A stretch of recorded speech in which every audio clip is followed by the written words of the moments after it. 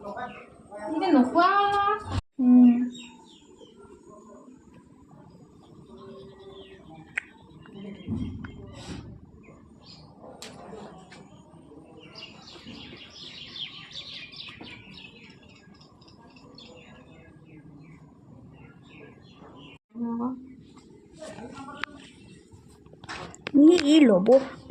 ই ল'ব একদম কাঢ়ি ল'ব একদম ল'বই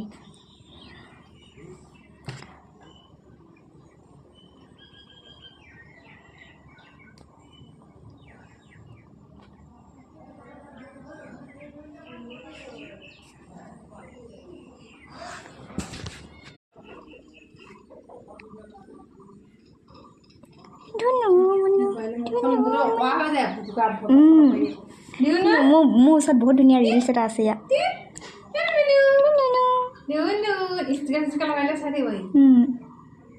একেৰাহে চাই থাকে দেই